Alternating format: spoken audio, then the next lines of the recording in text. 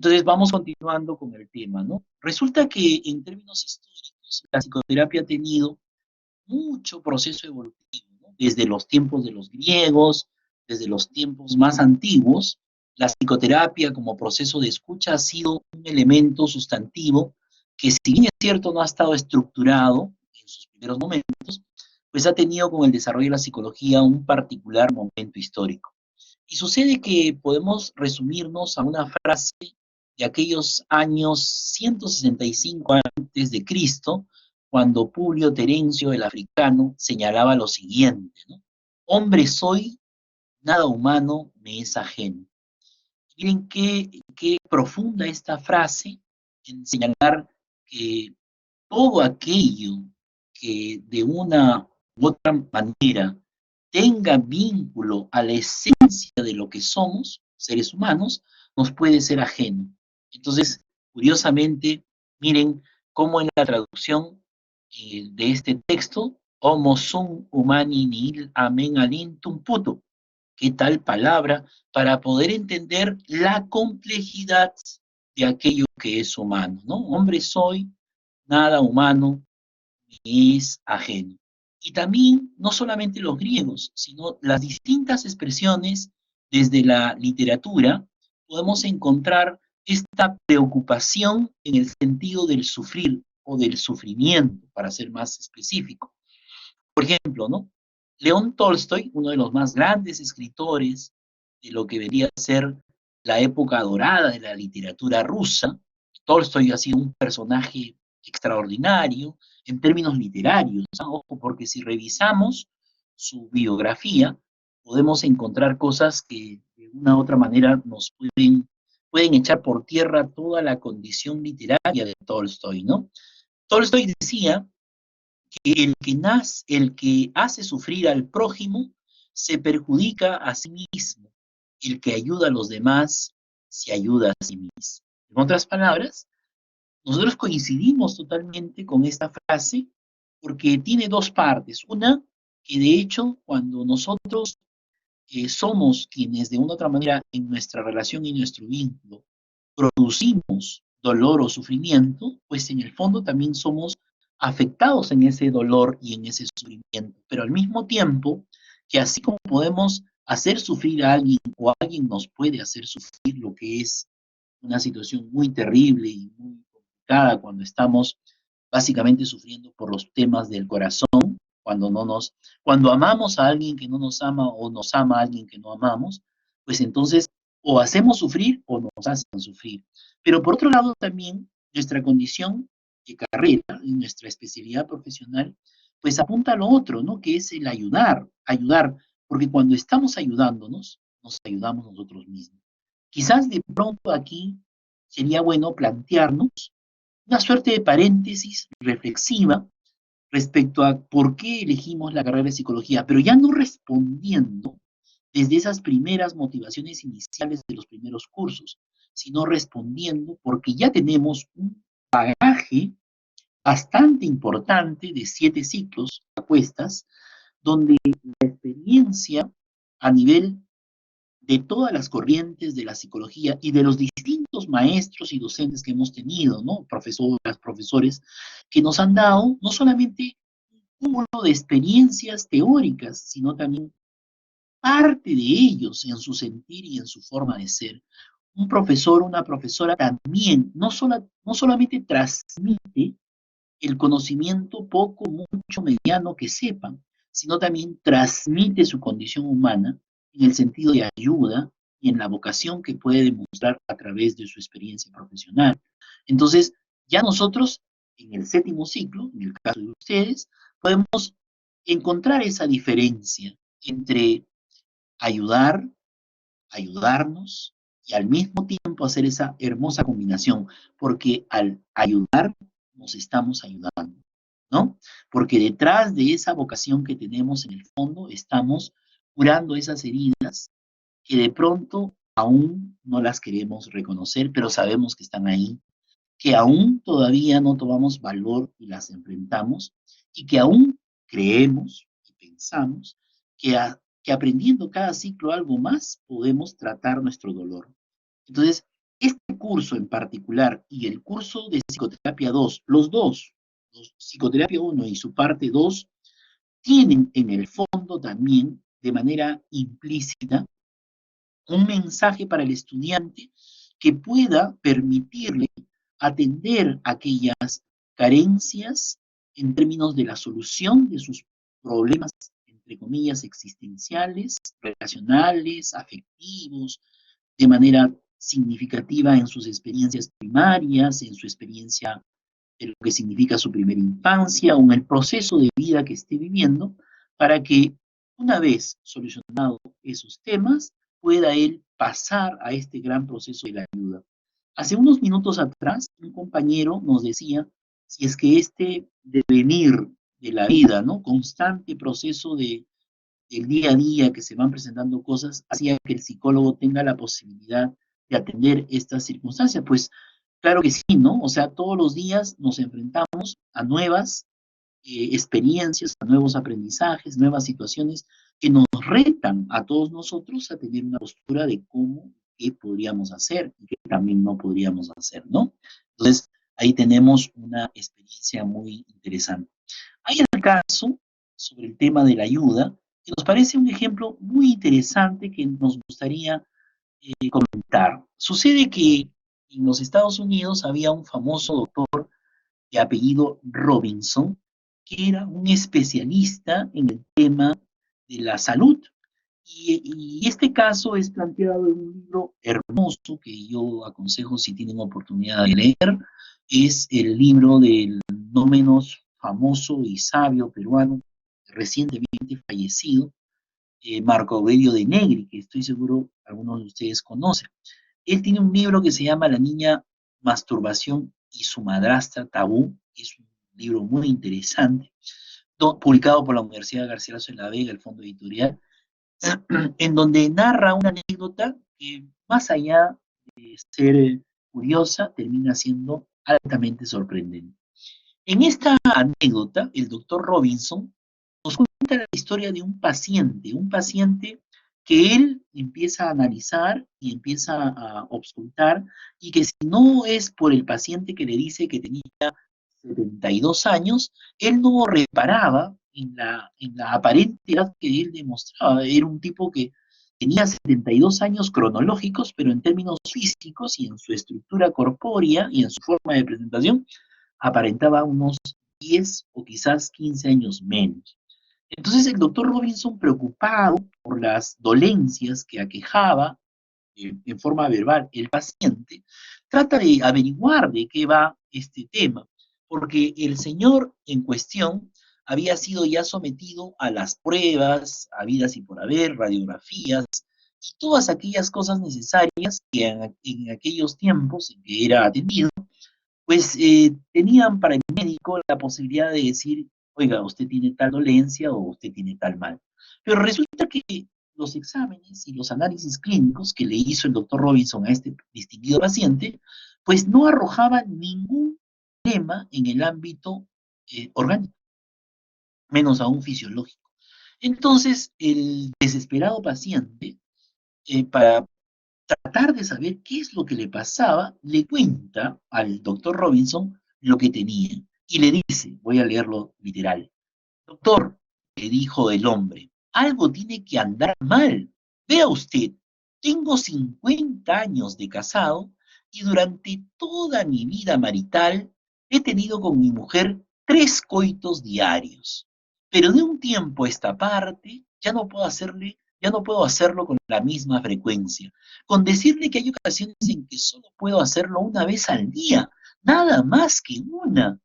Nunca me había ocurrido esto. Yo siempre lo he hecho 3 veces. Debo tener, pues, alguna enfermedad, alguna dolencia. Por eso he venido a consultarle, doctor, porque como le repito yo, durante 50 años, 3 veces al día, tres. Oiga, este personaje que fue entrevistado por el doctor Robinson, pues nos estaba dando una lección de vida, ¿no? Si él durante 50 años con su mujer, con la que estuvo casada y tenía una relación eh, afectiva, cumpliendo los 3 criterios del triángulo equilátero de Stenberg, ¿se acuerdan? ¿Cuáles son esos tres criterios que, que desarrollan el amor completo en una relación afectiva, planteado por el gran Stenberg en su teoría El amor completo? ¿Cuáles son?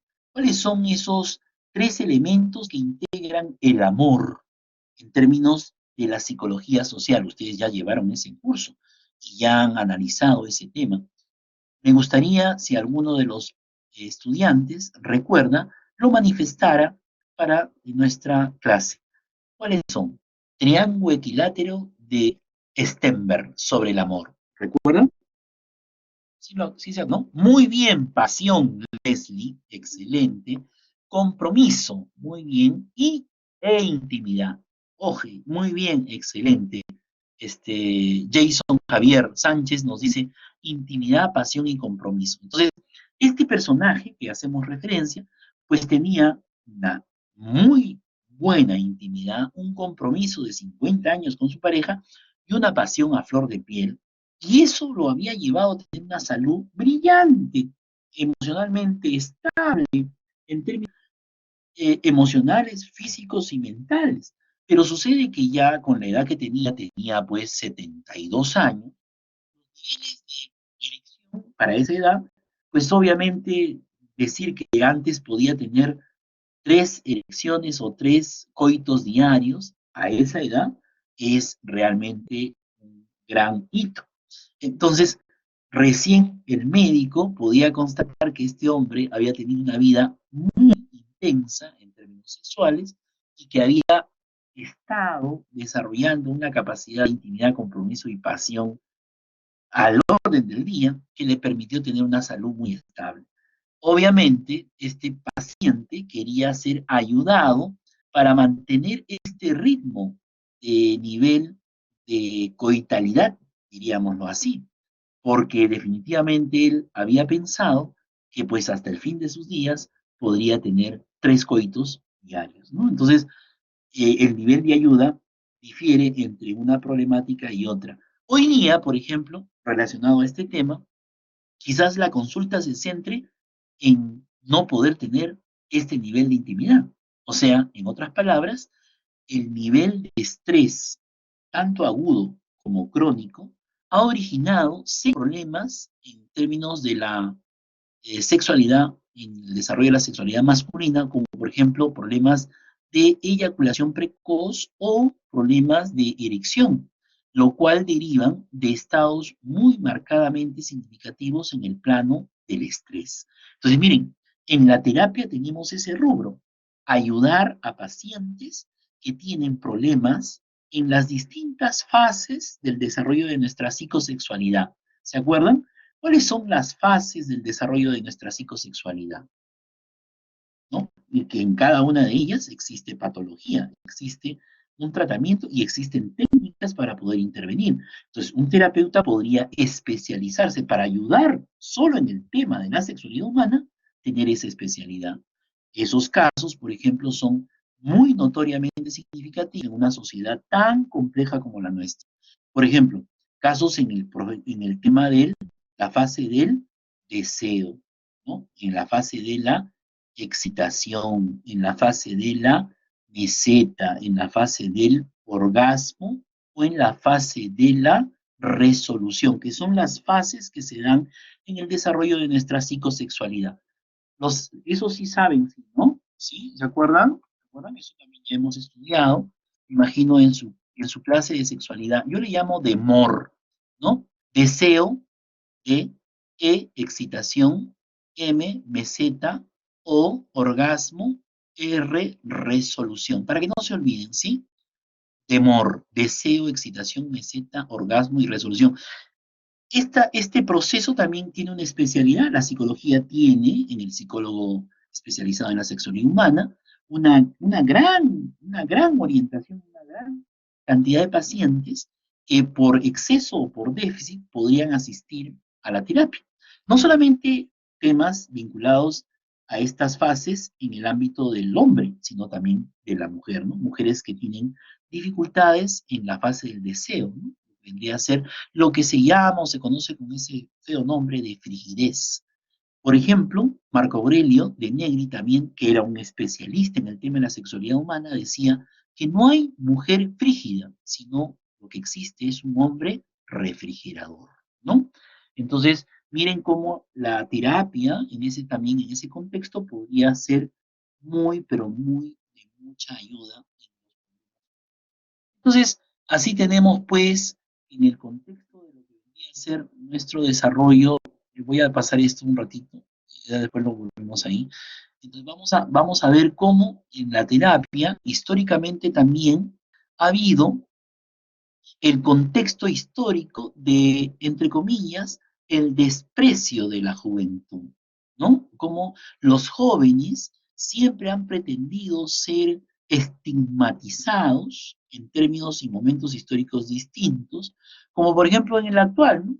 Nosotros todos, no me dejarán mentir, estamos no solamente conmocionados por lo ocurrido el sábado pasado en esta discoteca, y cuando empezamos a leer la noticia y empezamos a desglosar la población afectada, nos encontramos con una o más sorpresa. Entonces, siempre miramos los problemas humanos por el lado más corto de la pita, ¿no?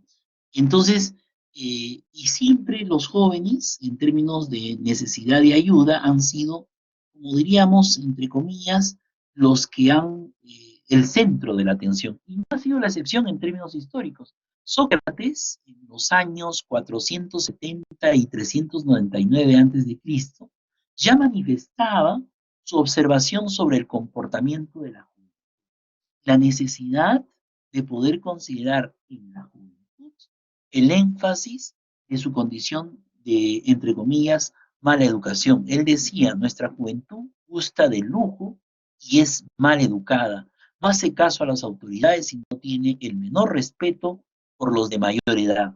Y eso, ustedes no me dejarán mentir, sigue ocurriendo el día de hoy. No necesitamos recordar a Sócrates para ver que eso es constante. O sea, en otras palabras, los problemas humanos trascienden de generación en generación, van pasando una y otra y otra y otra generación, porque sencillamente la condición humana es un proceso cíclico permanente de innovación, renovación, cambio, pero que va en el sentido de su tiempo y de su historia, acentuando los aspectos básicamente humanos, en donde podemos observar esta circunstancia tan compleja. Entonces, decía Sócrates, nuestros hijos hoy son unos verdaderos tiranos. Ellos no se ponen de pie cuando una persona anciana entra, responden a sus padres y son simplemente malos. ¿Acaso no habrá padres en el contexto contemporáneo que no dirán esas mismas apreciaciones de algunos de sus hijos? ¿No habrán acaso personalidades y autoridades en el contexto actual que han de referir como que esta juventud no es como la juventud que nosotros teníamos? Cuando yo también tenía vuestra edad, también fui, mi generación, ¿no? Fue también observada y vista por su nivel de compromiso, por su nivel de responsabilidad frente a los problemas humanos. También fuimos catalogados, así como en los tiempos de Sócrates y así como en los tiempos actuales. Y cada cierto tiempo, cada generación que ahora pasa a un estatus, entre comillas, de madurez, tiende a criticar de manera violenta, agresiva e incluso despectiva a la generación que está emergiendo, en este caso a vuestra generación. En cambio, yo soy partidario de que esta generación, como toda generación, tiene algo que entregar y mejorar. Esta generación, por ejemplo, es la generación que ha puesto en el debate la necesidad de un cambio significativo en nuestra relación con los seres vivos, no solamente entre humanos, sino en favor de los animales y las plantas, el medio ambiente, que es el tema en cuestión. Entonces, definitivamente estamos en generaciones donde se promueven una serie de cosas que podrían beneficiar para la continuidad de la especie, así como también su exterminio. Así otro, por ejemplo, en esa época, en el año 720 a.C., decía, yo no tengo ninguna esperanza en el futuro de nuestro país. Si la juventud de hoy toma mañana el poder, porque esa juventud es insoportable, desenfrenada, simplemente horrible. Miren, ¿eh? miren la forma como se expresaban de los jóvenes. Entonces, nosotros creemos que esos conceptos tienen que cambiar, ¿no? O sea, ahora los problemas humanos son mucho más complejos, pero no están lejanos a aquellas formas de comportamiento que en otros tiempos tenían nuestros jóvenes. Y para terminar esta parte, una frase que se encontró en un escrito de un vaso de arcilla en las ruinas de Babilonia hace 4000 años de existencia. Decía, esta juventud está malograda hasta el fondo del corazón. Los jóvenes son malhechores y ociosos. Ellos jamás serán como la juventud de antes. La juventud de hoy no será capaz de mantener nuestra cultura. Sin embargo, la cultura ha perdurado y se sigue innovando. Sin embargo, el día de hoy vivimos procesos muy complejos de desarrollo cultural, de colonización, de cambio, qué sé yo, en fin, como quiera uno conceptualizarlos, y estamos desarrollando otro proceso histórico donde las cosas del pasado se asemejan en parte a los análisis que el día de hoy podemos hacer sobre determinados grupos referenciales. Entonces, en el fondo, tenemos en términos históricos el tema central, el tema de la ayuda en el proceso de construcción histórico que se da de manera evolutiva en nuestra sociedad. Y sucede que, por ejemplo, en ese sentido, podemos encontrar las distintas formas en las cuales ayudamos. ¿Cómo se ayuda? ¿O cómo se entiende ese proceso? ¿Dónde hay espacios de ayudar? Por ejemplo, cuando usted tiene una necesidad de ayuda que no sea directamente el psicólogo, ¿a dónde tiene la gente a recurrir? ¿Cuáles son los lugares donde la gente, por lo común o por lo general, tiende a pedir ayuda? Ayuda espiritual, ayuda de un concepto. Muy bien, los párrocos, ¿no es cierto, sí o no? Las iglesias, los sacerdotes, son un referente. Sin embargo, sucede que hemos encontrado, la iglesia en general, ¿no es cierto? La iglesia a través de los sacerdotes, a través de los rabinos, a través de los hermanos, a través de los consejeros, en fin, siempre se ha asociado el nivel de ayuda con la fe religiosa. Habrán otros lugares, otros espacios donde podemos nosotros recibir ayuda en términos a este dolor humano que podemos vivir. Ojo, repito, que no sea la psicología, que no sea la terapia.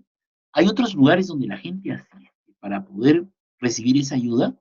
¿Cuál es el otro espacio? Donde nosotros encontramos que el conocimiento popular, que la gente común y corriente busca ayuda. ¿En qué otro elemento? A ver, ¿cuál es el otro espacio? Muy bien, Gabriela, muchísimas gracias. La chamanería. No se preocupe, siempre afirme, no pregunte, afirme, con contundencia, está muy bien. Si usted le pone pregunta, denota que tiene temor de decir lo que está diciendo. No se preocupe, no va a pasar nada. Si su respuesta podría estar equivocada, yo a lo mucho diré lo siguiente, ¿no? Mira, qué buena idea la que tú tienes, sin embargo, porque de eso se trata. Pero si tú pones chamanería como pregunta, quiere decir que estás dudando. Tenemos que afirmar y luego podemos corroborar si es lo que decimos lo cierto o si estamos más o menos encaminados. Pero lo que acabas de decir, Gabriela, es muy importante. La gente asiste a ayudarse a través de la chamanería. O sea, el chamán, el conocido maestro del arte, de la brujería, algunos lo conocen así, pues tiene un elemento sustantivo para ayudar. Es el encargado de hacer los amarres, es el encargado de hacer aquellas reuniones en donde de una u otra manera se puede evidenciar ese poder increíble que tiene la brujería para hacer daño o para protegernos del daño, ¿no es cierto? Entonces, por ejemplo, miren, ustedes habrán visto más de un cartelito pegado en las calles, en los postes, se leen las cartas, ¿no?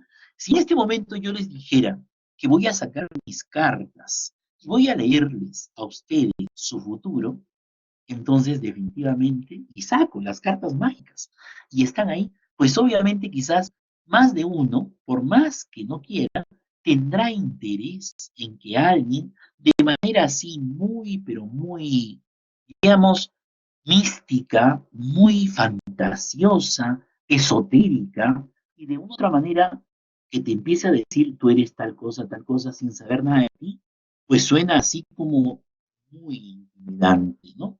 Entonces, miren cómo toda esta forma mágica también es una forma en la cual la gente siente que se le ayuda, ¿sí? La iglesia, los chamanes, ¿quién más? Los que de una u otra manera la gente, el pueblo, la masa, la gente que está buscando asistencia está detrás de la ayuda. ¿Quién más? ¿Qué otro elemento podría ser aquel que nos permite recibir ayuda, recibir un consejo, recibir una suerte de estímulo? ¿Quién es más? ¿Quiénes son los más cercanos que siempre nos están aconsejando? Por ejemplo, en ustedes, en su generación, cuando conversan, ¿a quién generalmente más le cuentan esos problemas que están en duda? Muy bien, Caterine, muy bien, Javier, Jason, Javier, muy bien, a nuestras amistades. Los amigos que están siempre a nuestro lado son nuestros consejeros espirituales, son aquellos que están siempre, los amigos, ¿no? Siempre están buscando darnos o nosotros recibir de ellos sus consejos, pero sucede que en algún momento podrían terminar de violines, llevándose el amor por el cual estamos sufriendo.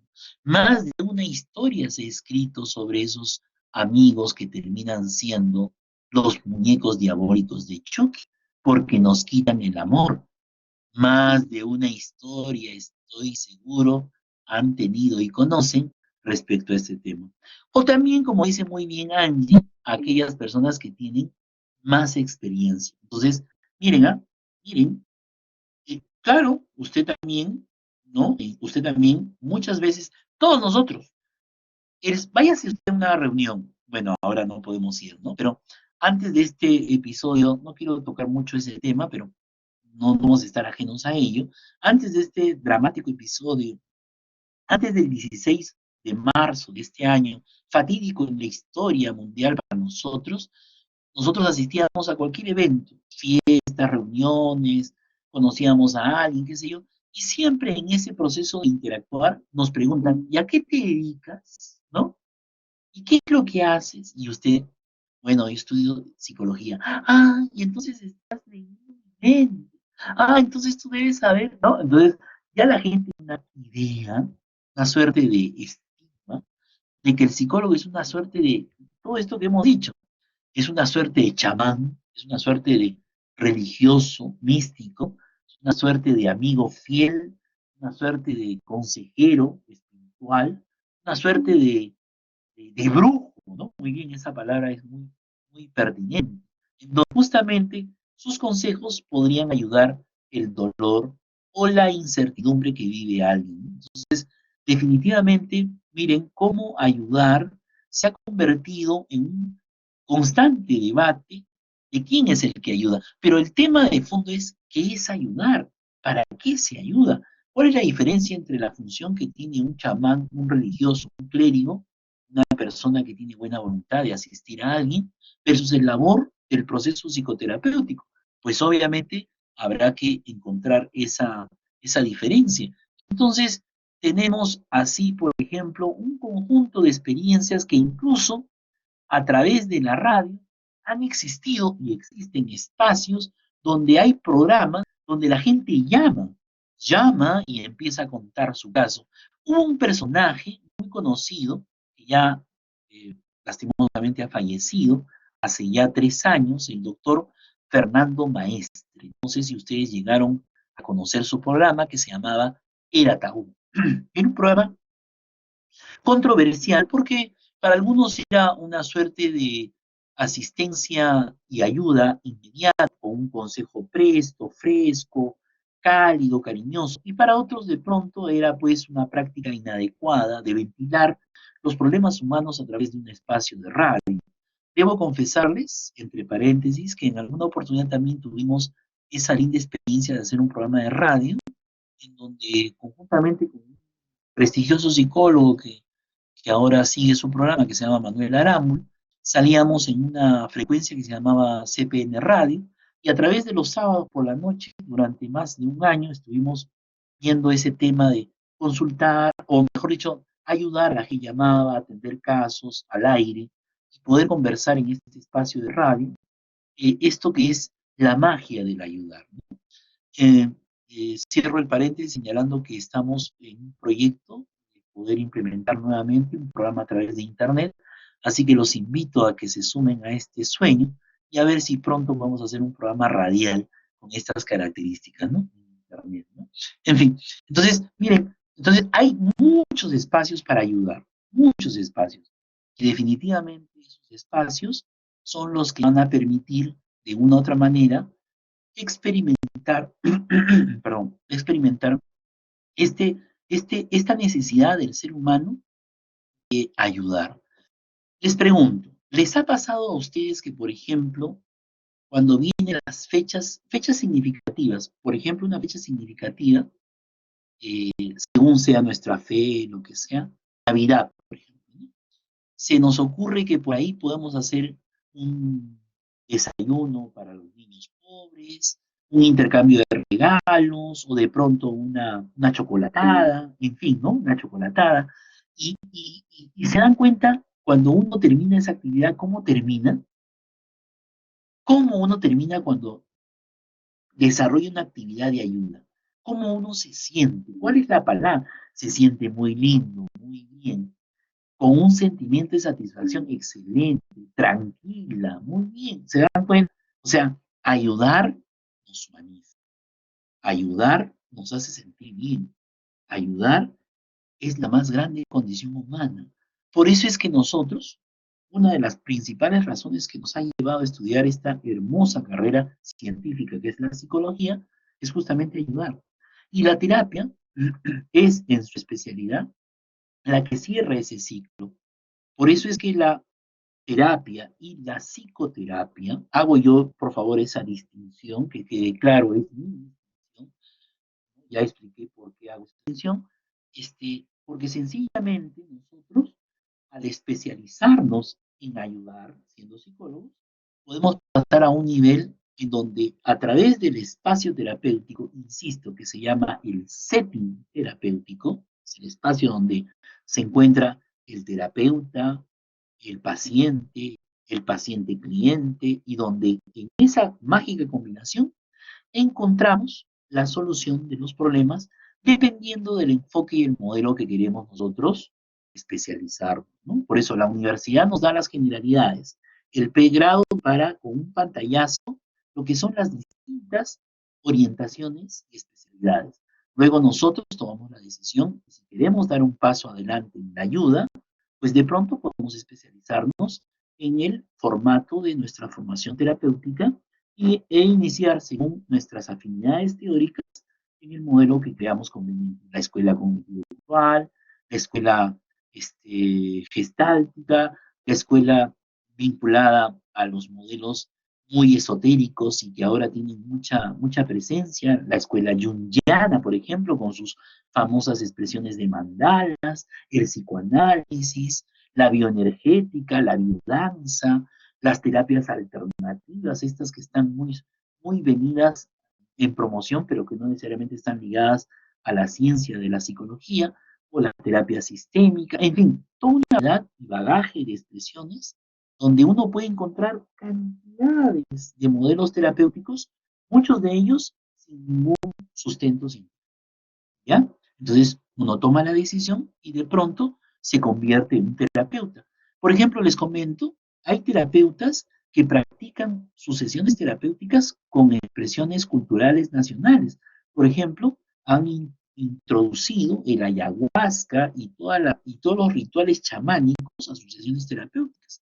Y están haciendo una serie de expresiones muy místicas en sus formas de tratar a los pacientes, porque la gente tiende a ser con un pensamiento mágico religioso muy marcadamente centralizado, y que esto explora un lado muy poco desarrollado o desarrollado por un determinado, entre comillas, es técnico en el ayudar, los maestros de la chamanería, a los cuales nosotros respetamos, y obviamente otros pues critican, dicen una serie de cosas, qué sé yo. Como nosotros no tenemos vocación de ofender ni hacer ni hablar mal de nadie, nosotros defendemos nuestros fueros dentro de lo que es el respeto mutuo de lo que hacemos. La gente decide también quién le ayuda, ¿no? Hay gente que incluso desea ser ayudada por quien le hace más daño, ¿sí? O sea, hay gente que toma la decisión de ayudándose, siguiendo en la misma condición en la cual use su tristeza y su pena.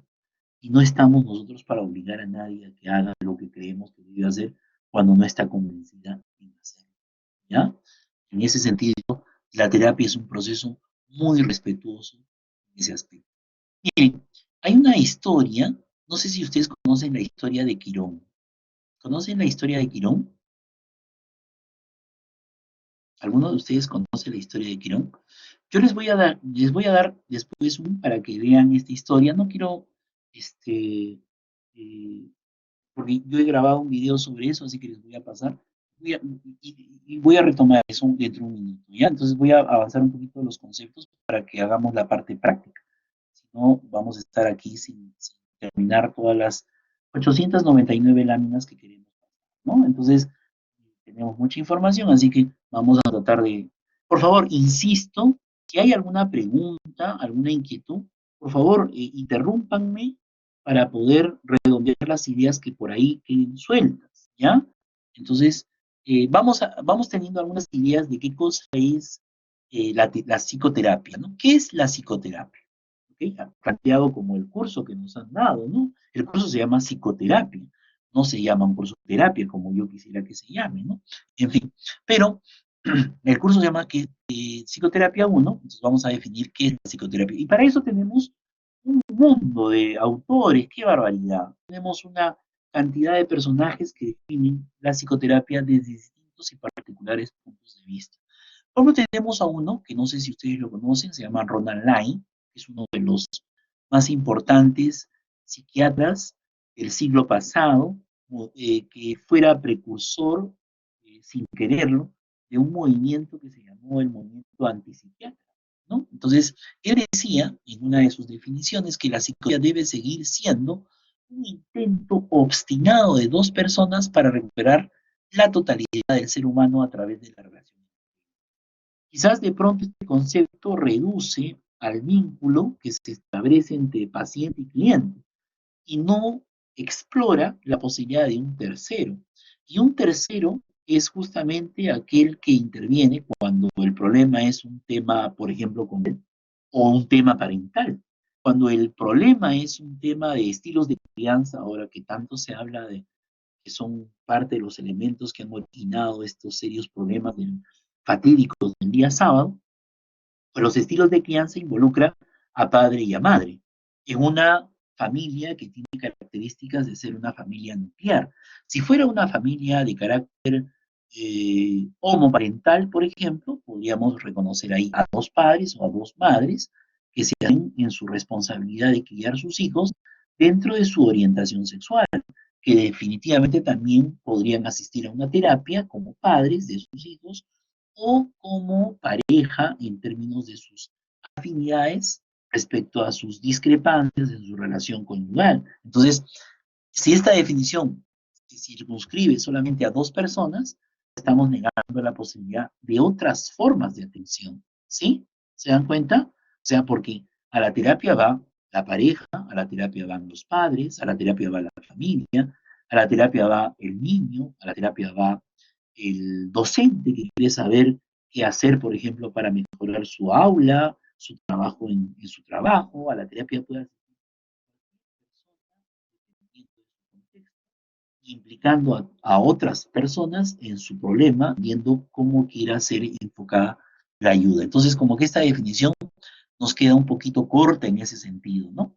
Luego tenemos otra definición que podría ser la siguiente, que es una definición muy controversial y que es planteada por uno de los personajes más conocidos por ustedes, el maestro Skinner. Yo recuerdo que cuando estaba en la universidad, el siglo pasado, qué bárbaro, Skinner nos daba mañana, tarde y noche, ¿no? Era como quien dice el gurú de la psicología, el que representaba pues todo aquello que en esa concepción del siglo pasado ponía énfasis a la parte comportamental, a la conducta humana. Skinner dice que el terapeuta se dedica a curar principalmente por razones de tipo económico.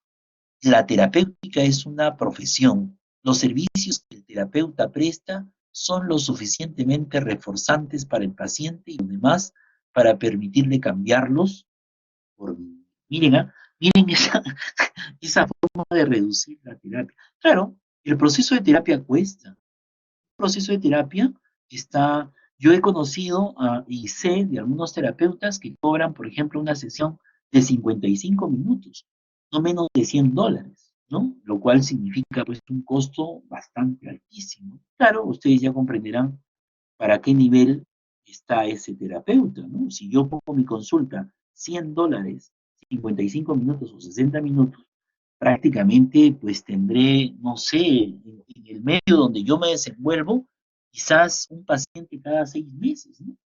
Porque ese costo no es un costo bastante asequible al nivel social del que más o menos todos nosotros podemos tener.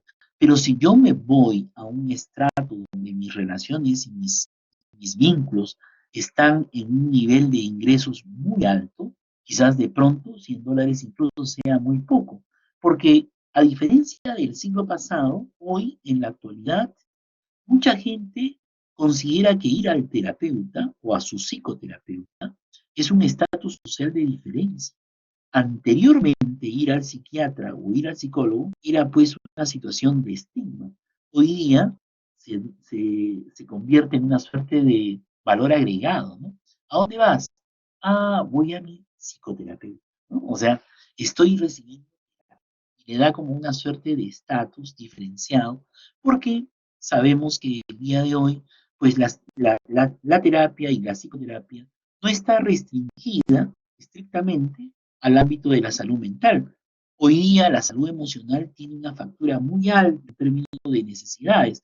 Los problemas de ansiedad, depresión, los trastornos producidos por el estar encerrados, el síndrome de la cabaña, que se llama esto el día de hoy, que producen trastornos obsesivos compulsivos, los miedos, las fobias, todas estas patologías que tienen una vinculación, por un lado mental y por otro lado emocional, pues son atendidas hoy en el marco del desarrollo de la terapia desde el enfoque que querramos, en particular en lo que se refiere a formas de cambio de conductas, reestructuración de pensamientos, encontrar raíces inconscientes en la problemática actual de los problemas que se han desencadenado, o por ejemplo, expresiones somatizadas que se pueden dar dependiendo de la orientación de cada profesional. ¿Ok?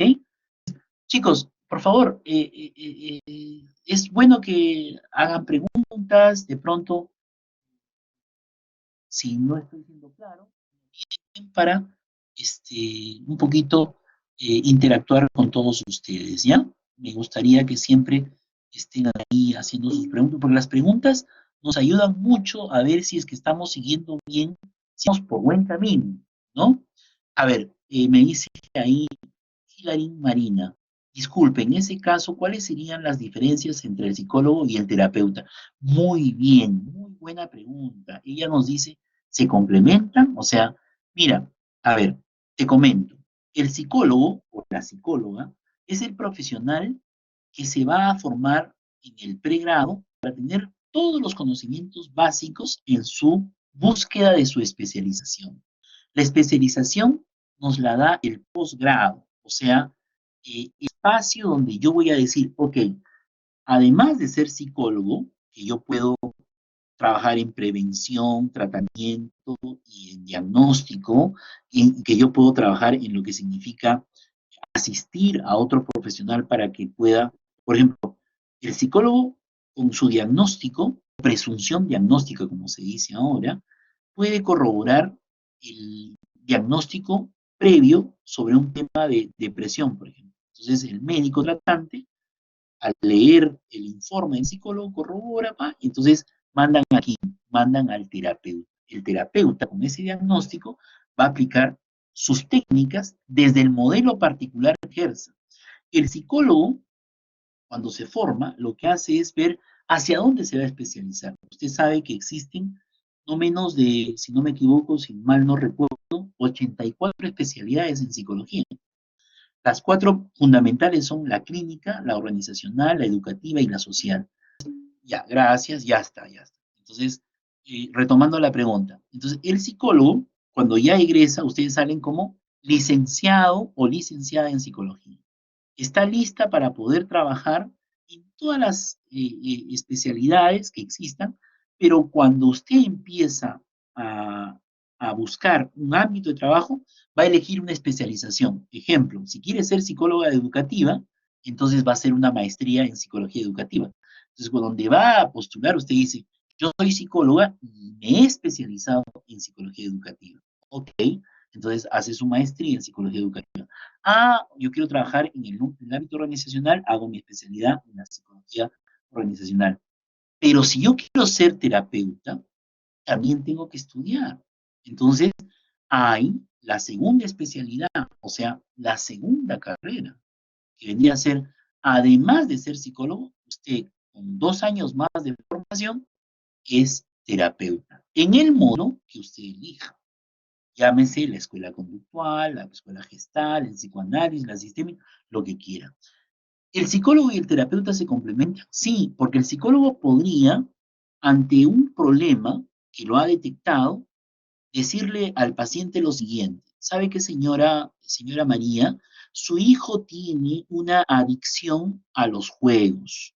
Mire, su hijo es muy pequeño y nosotros con nuestras pruebas psicológicas estamos dando un valor predictivo. Si el niño sigue jugando así como lo está haciendo, es probable que termine en un comportamiento adictivo. ¿Qué hago, doctora? Muy bien, ¿sabe lo que tiene que hacer? Creo que su niño debe seguir una terapia. Entonces, hay un terapeuta que es el que va a hacer que usted, dentro de su enfoque del terapeuta, lo saque. Incluso ese terapeuta podría estar especializado en adicciones. Solamente atiende problemas de adicción, porque ha estudiado todo el proceso adictivo y todo lo que significa los procesos que comprenden las adicciones. Ah, ok, entonces el psicólogo deriva y hace un trabajo complementario en la psicología, porque no lo sabemos todo. ¿Me dejo entender? No podemos saberlo todo, por eso estudiamos siempre, ¿no? Entonces, por eso es que escogemos un modelo y ese modelo nos da un referente. Ah, ok, muy bien, gracias. La señora María asiste al psicólogo y el psicólogo hace la evaluación de su hija y el psicólogo diagnostica y dice, señora, su, su niña, su adolescente que tiene 13 años, está pasando un proceso que se llama anorexia nerviosa. Necesita tratamiento terapéutico, farmacológico y médico. Entonces, el psicólogo, en sus recomendaciones, en su informe psicológico, dice tratamiento primero médico. La anorexia nerviosa necesita sus fármacos. Tratamiento asistencial psicológico, terapeuta especializado. Hay terapeutas especializados en el tema de la anorexia, mejor dicho, en todos los temas de los trastornos alimenticios. ¿Se da cuenta? Entonces, ahí tenemos un trabajo complementario. Pero como yo encuentro en la psicología algo que me gusta, entonces me especializo, si es que quiero ser terapeuta, ¿ya? Entonces, digo, no, me encanta, yo quiero ver pacientes, porque hay muchos psicólogos que hacen trabajo terapéutico sin ser terapeutas, ¿ya? O sea, me explico. Yo soy psicólogo y además soy terapeuta, o sea, he estudiado para ser psicólogo y para ser terapeuta. Entonces, me he formado para eso. Entonces, pero hay psicólogos que sin formarse hacen terapia y bueno, pues yo los respeto, ¿no? O sea, no soy quien para juzgarlos ni criticarlos, pero creo que es como que, por ejemplo, para ser profesor, yo también he estudiado para ser profesor, ¿no? He estudiado, he ido a la universidad 2 años para aprender algo que me permita tener más o menos elementos didácticos y pueda ser, o por lo menos intente ser un profesor, ¿no? Como dice Gabriela, es como los médicos, así es. ¿Qué hace? Lógico, el médico termina, 7 años creo, ¿no? Ahora es 7 años, termina y tiene que seguir 2, 3 años más dependiendo de la especialidad. Si quiere ser cardiólogo, tiene que estudiar 3 años más. Si quiere ser estomatólogo, perdón, gastroenterólogo, 2 años más. Si quiere ser ginecólogo, igual. Entonces, uno se especializa. Más, por ejemplo, el psiquiatra es un médico que se ha graduado después de 7 años y estudia 2 años más para ser psiquiatra. ¿Ah? ¿Se dan cuenta? O sea, el médico es la especialidad. Mejor dicho, el médico es la generalidad y la especialidad es la que cada uno de nosotros elige. ¿Por dónde quiero desarrollarme en la psicología? Ok, profesor, yo quiero desarrollarme en la psicología sesión. Excelente. Entonces, en la organizacional tú tendrás por ahí, en ese aspecto, lo que es la gestión del talento humano. Sobre eso quieres dar, sobre eso te especializas. Pero de pronto quieres entrar a la parte administrativa, entonces tendrás que hacer un MBA, o sea, una maestría en administración de empresas, para especializarte y tener, conjuntamente con las disciplinas psicológicas y la administración, las competencias necesarias para que tú seas un administrativo en el plano de la gestión del talento humano. La especialidad es en este momento una cosa. No hay que yo termino la universidad y se acabó, ¿no? No, no es así. Necesitamos seguir estudiando y teniendo grados y títulos, porque eso no necesariamente es una cuestión obligatoria, sino que la demanda de la especialización pues requiere la actualización permanente y en eso creo que necesitamos estar claros. No sé si contesté la pregunta, Hilary, o si de pronto generé más duda, y si hay algo que esté pendiente, con mucho gusto puedo agregar alguna otra este, explicación. Y como dice Gabriela, pues ahí creo que ella muy bien lo ha resumido, ¿no? El especialista, la generalidad, en este caso es la psicología, al igual que la medicina, y la especialidad es donde yo quiero desarrollar mis específicas competencias de lo que me gusta hacer. A mí me gusta hacer terapia, entonces me especializo en terapia. A mí no me gusta, ¿no? Para nada hacer informes clínicos, ¿no? O sea, porque mi enfoque es totalmente distinto. Pero hay otros que les gusta, pues, estar ahí con su manual de diagnóstico y cada vez que ven a alguien o escuchan a alguien, cuadrando, viendo en sus cuadros diagnósticos, cuál es el perfil psicopatológico de la persona que conoce. Bueno, cada uno tiene su motivación, ¿no? Y su interés. Entonces entramos pues a definiciones mucho más precisas sobre la psicoterapia y hay un libro muy bueno, me gustaría que de pronto si alguien tiene interés lo tenga como referencia en sus cursos en general, que es el famoso Diccionario de Psicoanálisis de Laplanche. Es un clásico. Yo no tengo nada que ver con el psicoanálisis, por si acaso, ¿ah? Pero yo soy muy respetuoso de todas las lecturas, porque todas aquellas lecturas que nos pueden dar información para ampliar nuestro pensamiento y tener una amplia visión de las cosas. Entonces, el diccionario de Laplanche, así se llama el autor, ¿no? Laplanche. Es un clásico, repito, clásico, clásico, nos define de una manera bastante precisa o nos da a conocer algunos conceptos de la psicoterapia. En todo caso, ustedes con el mayor detalle podrán hacer un análisis y podrán hacer una reflexión. Por ejemplo, ¿no? Tenemos una primera definición de este diccionario que dice, en sentido amplio, todo método de tratamiento de los desórdenes psíquicos corporales, aquí ya está haciendo una distinción. Quiere decir que la psicoterapia tiene un énfasis en los desórdenes psíquicos, porque como el mundo del psicoanálisis es la psique, o sea, el mundo de lo inconsciente, nadie sabe dónde está el inconsciente, pero es el inconsciente el que de una u otra manera determina nuestro accionar desde el modelo crítico, pues consideramos que los procesos que nos ocurren de nuestras experiencias humanas de dolor, sufrimiento, penas, alegrías, tienen raíces inconscientes. Los psicoanalistas consideran que los espacios donde se dan estos procesos son la primera infancia e incluso se dan en el vientre materno.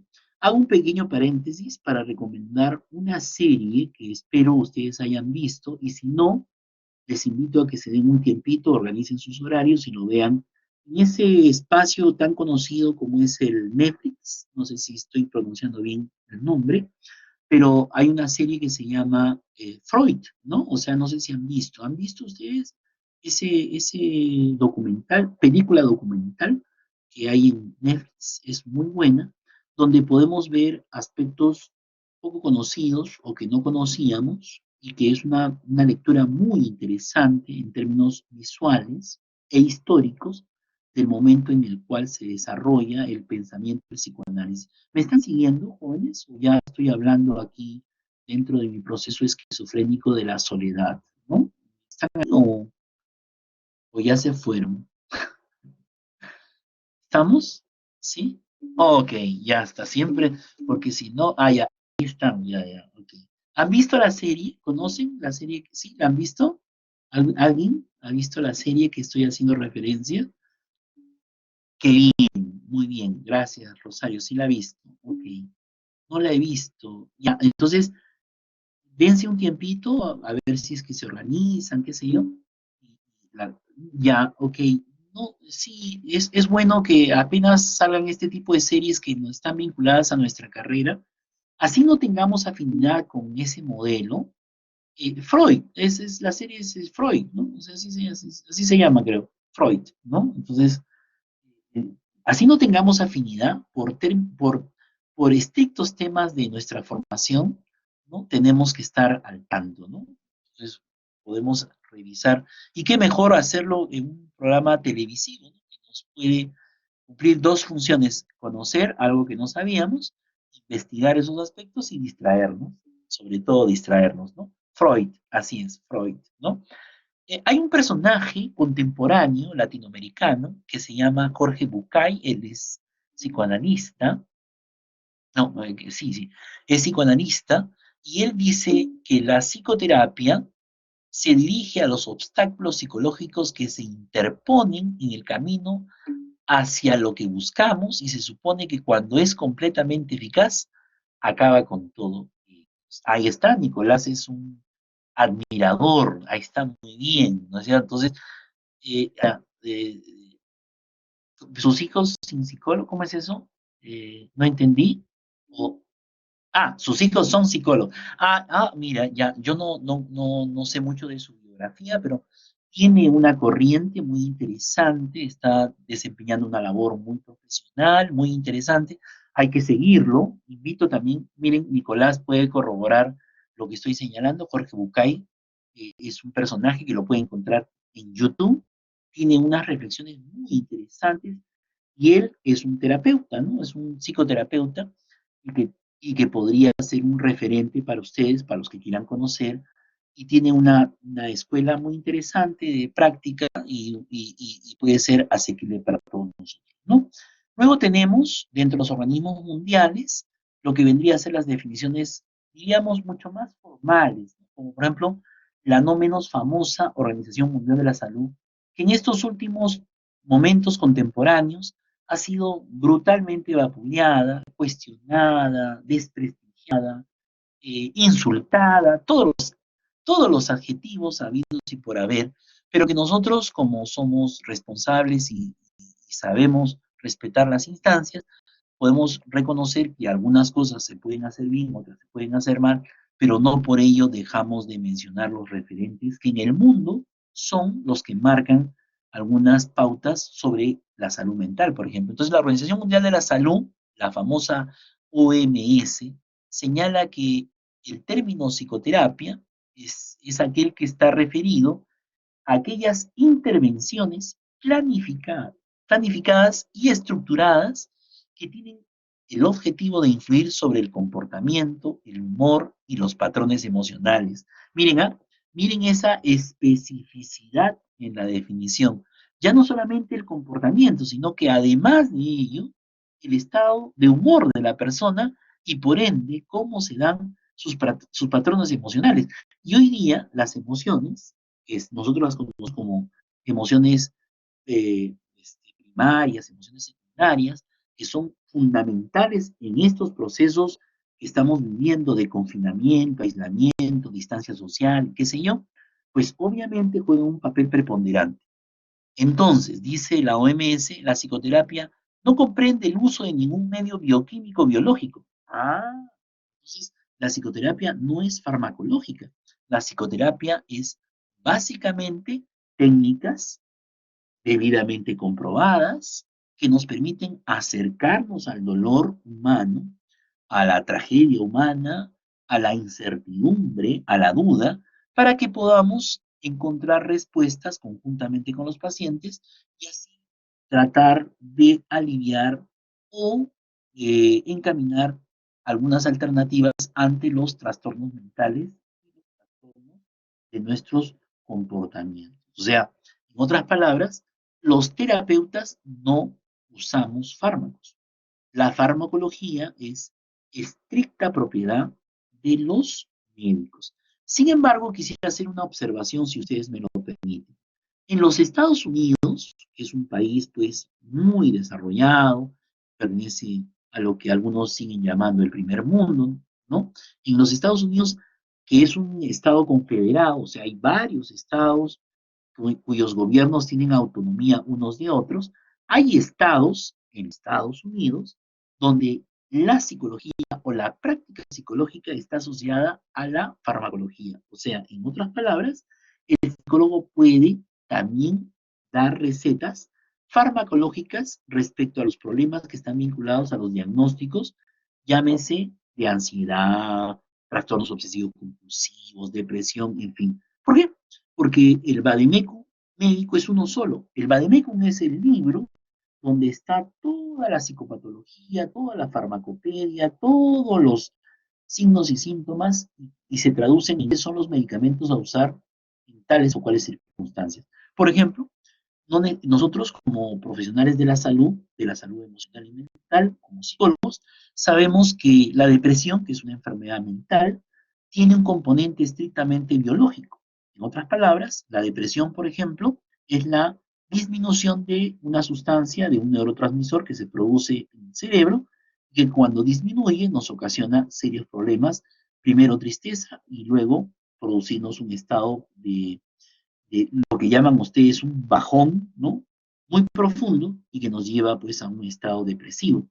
Ese neurotransmisor se llama la famosa serotonina, que sabemos que en su expresión farmacológica tiene nombres específicos.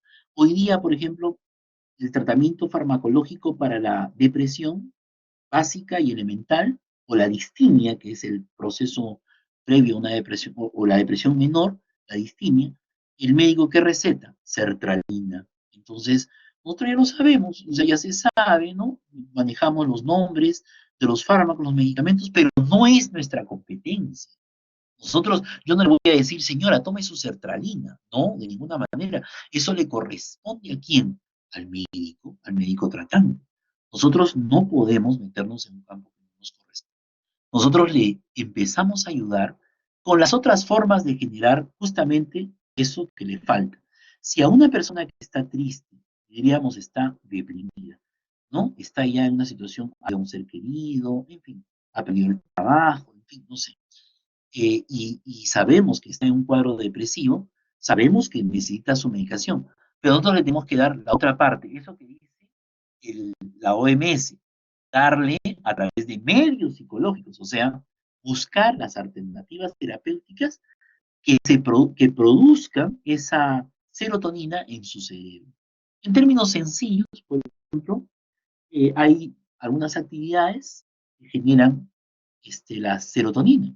Una de las actividades principales de generación de la serotonina es el ejercicio físico, ¿no? O sea, si hacemos actividad deportiva, si hacemos actividad lúdica, si estamos nosotros haciendo un ejercicio recurrente a nivel diario, podría producir en nuestro cuerpo la no menos famosa serotonina, que va a hacer que los niveles bioquímicos se puedan elevar.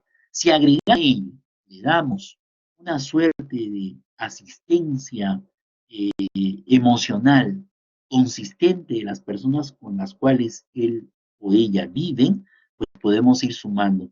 Y si, por ejemplo, practicamos algo que curiosamente va a parecer medio absurdo e incluso ridículo, si le recomendamos, mire señor, además, o señora, además de hacer sus ejercicios físicos, además de ello, quiero que vaya al parque y haga una suerte de ejercicio que lo vamos a llamar una abrazoterapia del árbol. Los árboles tienen una energía natural. Duerma usted un día bajo la sombra de un árbol, claro, ponga un árbol en su patio, ¿no? Porque si lo va a la calle, sabe Dios qué puede pasar. Pero si usted tenía una experiencia de dormir bajo la sombra de un árbol, no dejará señalar, no me dejará mentir, que es una de las experiencias más placenteras que existen, ¿no? Una siesta en la naturaleza es una cosa impresionante. Entonces, la energía de las plantas nos transmiten muchísima buena vibra. Si usted casa no tiene un jardín, hay que tenerlo, ¿no? ¿Ok? Sí, se intercambia energía, claro, por supuesto. Mire usted, si en casa tiene usted, si usted en la mañana, les decía lo siguiente, si por ejemplo nosotros en casa a este paciente que está deprimido, le decimos lo siguiente, ¿sabe qué? Mire, señor, señora, ¿tiene usted un jardín? Entonces, hay gente que tiene, hay gente que no tiene. ¿Vive usted cerca de un parque? Hay gente que vive cerca de un parque, hay gente que no. Muy bien, todas las mañanas, si usted no tiene un jardín, va a ir al parque más cercano de su casa y va a acercarse a los árboles de ese parque. Y usted va a hacer ahí un ejercicio bien sencillo que puede parecer ridículo y puede pecar de medio absurdo. Abrace un árbol, descanse luego de su actividad física, corra 20 vueltas al parque, vaya al árbol, siéntese y descanse. Claro, no lleve nada, ¿no? Porque si de pronto se queda dormido y alguien viene y lo asalta, pues ya va a ser un problema y va a terminar doblemente deprimido porque va a perder su iPhone, su celular Galaxy última generación, sabe Dios qué cosa de esas cosas que yo no sé absolutamente nada, pero al final en vez de darlo lo traumatizamos. Entonces, esa renovación de energía con la naturaleza es fundamental. Asistir al campo, tener una experiencia con el mar, estar en contacto con la naturaleza, eleva nuestro nivel de serotonina. Y la serotonina es el neurotransmisor de la felicidad, es aquel que determina que estemos tristes, si es que nos falta, y si es que en realidad están en condiciones y niveles muy bajos, pues entramos en estados altamente depresivos, ¿no? Así es la hormona de la felicidad, ¿ya? Entonces, miren, qué importante es este tema, porque así lo orientamos al paciente. Señora, usted tiene tres opciones: fármacos, las pastillas, que se las da el médico; ejercicios, que usted lo puede hacer; y la naturaleza, que usted la puede visitar y visitar. Van a ver cuando ustedes se levanten cómo si cambiamos esa mentalidad de levantarnos, ay, lunes, y prácticamente creemos que empezamos el Via Crucis, ¿no? Cargamos nuestra cruz. Martes, lentejas; miércoles es un día de mierda; jueves, juergues; viernes que se abren los ojos; sábado de gloria; domingo de resurrección. Pues si así reducimos nuestra vida a pensar que un día es fatídico y otro día es mejor, pues obviamente estamos perdiendo lo mejor de nuestra vida. Si los 7 días de nuestro vivir, de nuestro cotidiano vivir, fueran consistentes y terapéuticamente sanos, es probable que podamos avanzar muchos de los proyectos que aún todavía están pendientes. ¿Ya? Entonces, no sé si hasta aquí hay alguna inquietud, alguna pregunta, algo más. No sé si fui claro en distinguir esto de la complementariedad que existe, ¿no? Además, ¿saben qué? Una cosita para redondear esto que estoy manifestando. Ahora, el enfoque de la salud en términos generales, ojo, de la salud, digo la salud en general, porque la salud comprende la parte de la salud emocional, la salud física, la salud orgánica, la salud mental, la salud en general, corresponde a un enfoque de distintas disciplinas, o sea, una suerte de interdisciplinariedad o multidisciplinariedad, ¿no? O sea, como quiera vérsele, ¿no? Entonces, nosotros necesitamos, por ejemplo, para estar bien en nuestra salud, tener una atención psicológica, tener una atención médica, tener una atención endocrinológica, tener una atención incluso hasta espiritual, miren, que es fundamental. Me pregunta acá, Daniela, profesor, ¿considerar que un día es mejor que otro no es una creencia irracional? Eh, eh, yo, mira, yo creo que lo que tenemos que hacer es considerar que todos los días son buenos días, ¿no? Entonces, de pronto aquellos que en alguna vez pensamos, ¿no? Me incluyo, porque a veces podemos despertarnos con un mal humor, sabe Dios por qué razón, y asociamos el día con alguna desgracia, por ejemplo, ¿no? Viernes 13, Dios, o martes 13, no sé. Hoy día salió la luna, sabe Dios. Esos pensamientos mágicos son los que nos impiden desarrollarnos. Y no olvide, ojo, que son las ideas las que nos ocasionan problemas. Es lo que usted piensa de las cosas las que nos hace sufrir. Porque las cosas pueden ser que no han ocurrido, pero usted solo pensar, está usted de noche y escucha el ladrido de unos perros, y el ladrido empieza a ser ensordecedor, y usted se despierta y dice, va a haber terremoto, ¿no? Entonces, ¿los perros qué son? ¿Qué son? ¿Meteorólogos? ¿Qué cosas son? ¿Tienen una conexión con Cenami, celular que les pasan la voz, va a haber terremoto, porque sepan si la tierra tiembla o no? Entonces, esas cosas que muchas veces ocurren nos generan ideas, como usted lo manifiesta, muy irracionales. Nuestras creencias irracionales nos llevan a tener serios problemas en nuestra salud emocional y por ende mental. Los medicamentos pueden ser reemplazados con ejercicios como que se menciona. Ah, ok, miren, yo creo que puede ser mal interpretado lo que he señalado de pronto, pero eh, zapatero a tus zapatos, ¿no? O sea, los médicos, su tratamiento es con las medicinas y yo respeto las medicinas, ¿no? Entonces, nosotros lo que hacemos, un paciente viene, si tiene depresión, le decimos, señora, digo, ¿qué le ha dicho? Que tengo que tomar esta pastilla, pero me cae mal, señora, usted consúltelo con su médico, ¿no? ¿Ok? Nosotros, como dice Gabriela, trabajamos de la mano con la medicina. Nosotros no podemos delegar lo que hace la medicina. Al contrario, estamos para corroborar lo que hace la medicina. Pero algunas veces podría ser que en ese detalle fino que tenemos de la exploración con los pacientes, de pronto una medicina podría estar haciéndole daño a un paciente, entonces le recomendamos converse con su médico para ver si ese medicamento puede ser cambiado, qué sé yo, ¿no? Sí, la dependencia de los medicamentos también puede ser un tema muy complejo. De pronto la cura sale más cara que la enfermedad, como dice la canción, ¿no? O sea, si yo tengo una personalidad dependiente, ¿sí? ¿Se acuerdan? Personalidad dependiente. Y de pronto me dan fármacos y de pronto termino siendo dependiente a las pastillas, en vez de curarme me han originado un problema.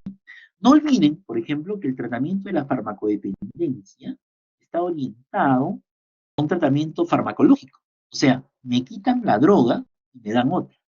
Entonces, eso es un tema muy controversial. Es un ciclo vicioso, ¿no? Para desadaptarme del consumo de una droga, me dan otra, ¿no? Entonces, ese es un tema muy controversial. Por eso es que las terapias alternativas han ido ganando un espacio, porque su nombre lo indica, alternativo a la tradición, terminan siendo, pues, medios esotéricas y más atractivas para mucha gente, pero hay un tema de fondo que no podemos dejar de mencionar, que es justamente la sugestión. No olviden ustedes eso. Si yo me sugestiono que tomando hipoclorito de cloro, ¿no? Así creo que se llama esta sustancia que está en debate, me voy a curar del COVID, pues si yo me sugestiono, pues me sugestiono y me curo. Pero científicamente pueden haber ideas controversiales, yo no quiero entrar en ese debate, yo no soy especialista en ese tema, pero como postura científica, pues obviamente algunos dirán que no sirve para eso, que eso no tiene nada que ver en el tratamiento para el COVID. Sin embargo, hay gente que dice, no, tómate todos los días tu agüita con limón y haz gárgaras de sal, y después métete tu copita de chuchuguasi. La cultura popular es más fuerte que la ciencia. Y la cultura popular, a través de cientos de miles de años, ha ha traído y ha tenido alternativas de curación, muchas veces jalada de los cabellos, pero que en términos místicos ha servido para mucha gente, ¿no? Entonces, a ver si a quién de todos los científicos aquí presentes alguna vez no le han hecho una sanación pasando el dedo. Pregúntele a su madre si cuando usted era pequeño le hicieron una oración curándolo del susto cuando vino la señora especialista en hacerle rezar, le pasaba el huevo mágico, se llevaba toda la energía negativa y eso era una acción terapéutica, ¿no? Entonces, ahora la ciencia señala que las propiedades del cuerpo en relación a las energías negativas son absorbidas y definitivamente el que el huevo se cosa o cambie de su estructura obedece a la energía que irradiamos. Nosotros somos energía, ¿no? O sea, irradiamos energía. Algunos la irradian para que los sigamos, porque son personas propositivas. Otros realmente tienen el complejo de Moisés. Cada vez que aparecen, abren las aguas y uno no quiere pasar por ahí, porque son antipáticos, qué sé yo. Entonces, definitivamente, hay muchos factores que hacen que las personas se programen, se desarrollen, se desenvuelvan, dependiendo de sus intereses, ¿no? Entonces, lo que hace la terapia y en particular los modelos terapéuticos es proponer alternativas científicas de solución de los problemas humanos a partir de sus técnicas. ¿Estamos? Por eso es que la Asociación Psiquiátrica Americana dice que la psicoterapia ejercida, ojo, por médicos, depende de la relación única entre psiquiatra y paciente. Quiere decir que para esta definición, los únicos que pueden hacer psicoterapia médica sería el psiquiatra y el paciente, ¿sí? En esa relación. Emplea la comunicación verbal para tratar un vasto espectro de trastornos, disfunciones y malestares mentales. Muchas formas de psicoterapia derivan de estos dos modelos teóricos, el psicoanálisis y la teoría del aprendizaje. La psicoterapia se puede impartir en forma individual, familiar, grupal, en fin, qué sé yo. Y miren cómo cada uno va dándole un lindero, una suerte de camino, una suerte de espacio, donde pueden confluir una u otra especialidad, ¿no? Entonces, ¿pueden haber médicos que son terapeutas? Sí, por supuesto que sí, porque también se han especializado. Médicos que, ¿puede haber médico que sin ser terapeuta hace terapia? Sí, porque quiero comentarles y preguntarles si alguno de ustedes han ido a un médico en un estado de salud deplorable. Lo primero que ha hecho el médico es atenderlos de esta forma. A ver, mi amor, ¿qué pasa, hijita? ¿Desde cuándo estás así? A ver, cuéntame. Ya cálmate, ya estás aquí, vamos a ver de qué se trata. A ver, ese dolor, ¿cuándo lo tienes? Ah, ya. ¿Y has notado alguna diferencia con tal cosa? Y usted le empieza a contar. Muy bien, no te preocupes, mira, es una cosa muy sencilla, no te preocupes. A veces los aspectos emocionales también juegan en contra. Te voy a dar unas pastillas para esta infección que tienes. Vas a ver que en 3 días vas a salir adelante. Si no sales adelante, quizás de pronto el tema sea un tema emocional. Y te voy a dar una interconsulta con mi colega, el doctor Infante, que es un especialista en terapia, él te va a ayudar, vas a ver. ¿Les ha pasado? ¿Sí? ¿Alguna vez les ha pasado? Lo que dice ahí la compañera Gabriela, es rapón, ¿no? O sea, miren cómo nosotros, cuando vamos a un profesional que no necesariamente es un terapeuta, nos sentimos bien. Usted llega a una ventanilla de un banco, ¿sí? ¿Le ha pasado? Llega a la ventanilla de un banco y la persona que está en la ventanilla le dice lo siguiente, señorita, ¿en qué le puedo atender? Y usted dice, señor, por favor, ¿me podría cambiar este billete de 200 soles? Mire, en este momento tengo, pero deme un minuto, voy a hacer un cambio para que mi compañero me facilite, porque ¿verdad? Mire, tengo igualitos, puros billetes de, ¿usted quiere de 10 soles? Sí, por favor, quisiera que me cambie este billete. Esta Santa Rosita es la única que me alumbra, ¿no? Entonces usted va y esta persona que tiene una delicadeza, se dedica un tiempo, la ha tratado de una manera que usted se siente, sale del banco y va a regresar a esa misma cajera o cajero. ¿Me dejo entender? Esa acción es una acción donde usted se ha sentido validado, reconocido, respetado. ¿Me dejo entender? Entonces, ¿puede haber una acción terapéutica sin ser terapeuta? Sí, porque de pronto un día el profesor de la escuela, usted estaba pequeña, pequeño, y le dijo, y el profesor se acerca y le dice, María, ¿qué te pasa? Hace días te veo que estás así. Profesor, y María le cuenta una historia que el profesor se queda en silencio sin saber qué contestar. Y María, al terminar de contarle después de casi 20 o 25 minutos su historia, el profesor le dice, María, la verdad no sé qué decirte, hija mía, lo lamento mucho.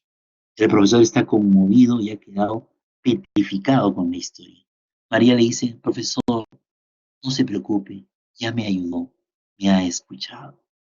Entonces María se va y el profesor queda desconcertado porque no le ha dicho nada, ha escuchado una historia traumatizadora, pero solo escuchó, ya hizo una acción terapéutica. Ahora, si usted agrega todo ello al conocimiento para poder responder, entonces ahí está. Claro, los taxistas también, ¿no? Los que te escuchan, los que están ahí. Claro, hay taxistas y taxistas, ¿ah? Hagamos esa diferencia. A propósito de lo que dice Caterín sobre los taxistas, debo señalarles que, por ejemplo, los taxistas de Buenos Aires, Argentina, si ustedes tienen alguna oportunidad de viajar, yo no he viajado por si acaso, pero me han dado, que dice que los taxistas argentinos saben más de psicoanálisis que cualquier estudiante de psicología. Imagínense, son gente muy leída. Y los taxistas de Londres, que fueron sujetos de una investigación para encontrar las especificidades y las bondades que tiene el cerebro humano para desarrollar procesos de atención, concentración y memoria, pues ni qué decir, ¿no? ¿Se dan cuenta? Entonces, repito, hay taxistas y taxistas, ¿no? Entonces, como también hay terapeutas y terapeutas, y hay también profesores y profesoras, ¿no? Para ser justos en todo, ¿ok? Muy bien, chicos, a ver, ¿alguna pregunta? Bien, ven, cuando ustedes hacen sus preguntas, vamos ordenando las ideas con mucha mayor fluidez. Cuando ustedes intervienen, entonces yo también puedo orientar mis ideas para que el aprendizaje sea mucho más atractivo, mucho más rico, a partir de su motivación, ¿no? Por ejemplo, Gabriela ha planteado el rapport, qué importante ese concepto.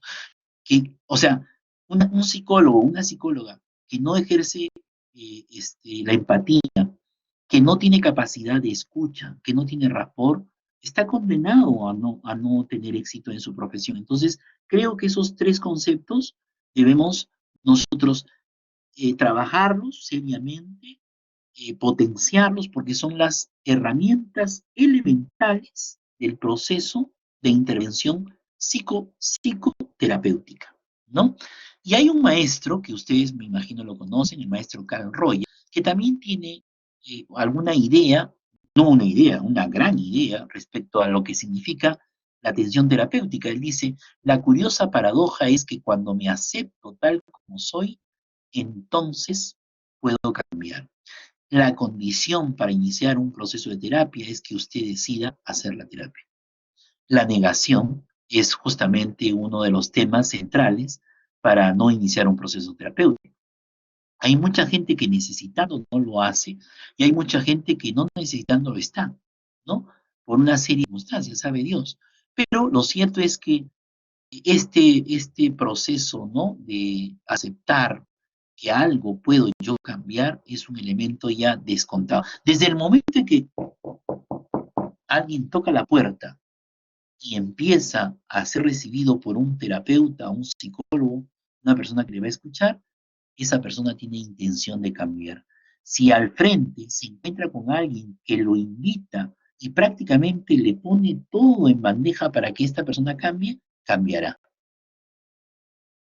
Entonces, miren, hay esa muy buena ventaja de poder hacer ese gran cambio en términos de lo que significa este proceso de terapia. Y así tenemos, pues, además de Rogers, en términos de lo que propone, también tenemos una frase que nos parece súper importante, que es esta de acá, ¿no? A ver, creo que no. ¿No cambió? ¿Estamos? ¿Qué pasó? Ok, aquí. Esta de acá. No hace terapia quien tiene problemas. Problemas los tenemos todos, o todo el mundo tiene problemas. Hace terapia quien quiere resolverlos, ¿no? O sea, el hecho de que una persona asista a terapia está prácticamente 50% solucionado el problema. Ahora, el otro 50% corresponde a la técnica y a la forma como el terapeuta va a tratar y va a generar ese espacio, ¿no? Empático, de escucha, de respeto mutuo, de distancia emocional, todas las cosas que nos parecen son fundamentales en términos de lo que significa esta relación terapéutica, ¿ya? ¿Preguntas hasta aquí? ¿Preguntas hasta aquí? ¿Alguna duda? ¿Algo que no hemos sido claros? ¿Algo que quisiéramos que se pueda esclarecer aún mucho más. Vamos a tratar de terminar ya para hacer el trabajo. Tenemos eh, dos trabajos para hacer, ¿ya? Ahorita lo voy a explicar.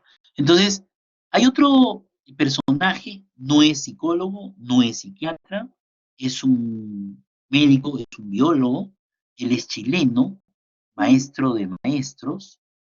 Me dice Gabriela, incluso se considera así a una persona que va a terapia por presión de la familia. Y mira, parece mentira, muchos de los pacientes que asisten van presionados, llámese por una tercera persona que ni siquiera es incluso ni su padre ni su madre. Por ejemplo, un niño en la escuela que tiene un comportamiento, diríamos así, si es niño, o sea, tiene menos de 12 años, si un niño, o sea, entre los 9 y 11 años, empieza a demostrar una conducta agresiva, soez, violenta, como quiera eh, denominarse, ¿no? Dependiendo de quién sea el que interpreta o puntúa esa realidad, el niño inmediatamente pasa al departamento de psicología y el psicólogo del colegio obviamente llama a los padres y les pide que tratar a este niño, tal cosa.